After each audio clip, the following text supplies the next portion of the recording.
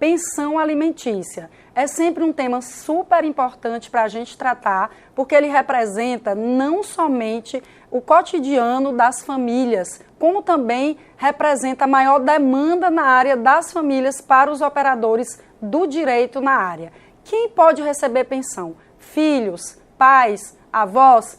É sobre isso que nós vamos tratar. Confere no vídeo.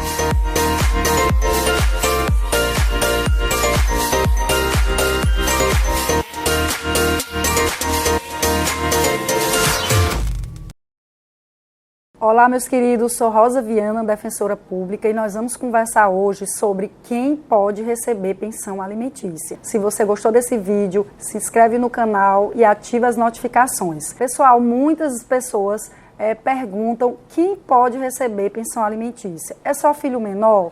Filho maior pode? Então é exatamente sobre esse tema que nós iremos conversar. Os filhos menores de 18 anos, bem como os adolescentes, eles podem receber pensão alimentícia. Inclusive, já confere aí que nós temos no canal um vídeo que trata sobre o assunto. Quais são as outras pessoas que podem receber pensão? Filhos maiores de 18 anos, nessa situação, lembrando que o filho ele tem que comprovar essa necessidade e é exatamente aqueles filhos que estão estudando, são aqueles filhos que comprovem que estão cursando tanto um curso nível técnico, por exemplo, quanto um curso superior. Há pessoas que dizem que até os 24 anos. A jurisprudência ela não limita a idade, ela limita a condição, desde que seja a conclusão do primeiro curso superior ou técnico, o filho maior poderá sim receber essa pensão. Lembrando também que os filhos menores e adolescentes, eles não precisam comprovar essa necessidade, e sim somente o parentesco, porque é uma presunção absoluta da necessidade em relação ao pensionamento. Quem pode mais receber pensão? Ex-cônjuge, ex-companheiro? Sim.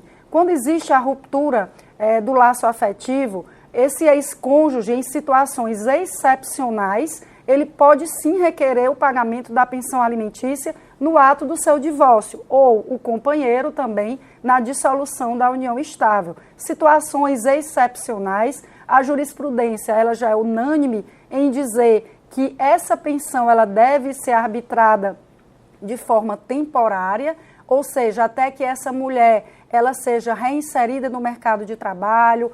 São situações excepcionais, como, por exemplo, uma mulher que tenha um problema de saúde ou que ela não tenha tido a oportunidade de, durante o relacionamento, ela trabalhar, portanto, se dedicou às atividades domésticas e, após o casamento, ela precisa ir de uma ajuda financeira para que ela possa se estabilizar economicamente. Então, são situações excepcionais que a jurisprudência ela concede aí a pensão ao ex-cônjuge ou ao ex-companheiro, se baseando no princípio aí da mútua assistência, tanto entre os cônjuges como entre os companheiros, que vem previsto no Código Civil. Quem mais pode receber pensão? Os idosos, ou seja, os avós. Eles podem pedir pensão? Sim. Lembrando que também eles precisam, mesmo sendo idosos, eles precisam comprovar essa necessidade. Então, o avô ele pode pedir pensão, tanto para o filho e, na falta do filho, como para o neto. E é uma previsão que vem, inclusive, na Constituição Federal, dizendo que os filhos eles devem ajudar seus pais na velhice.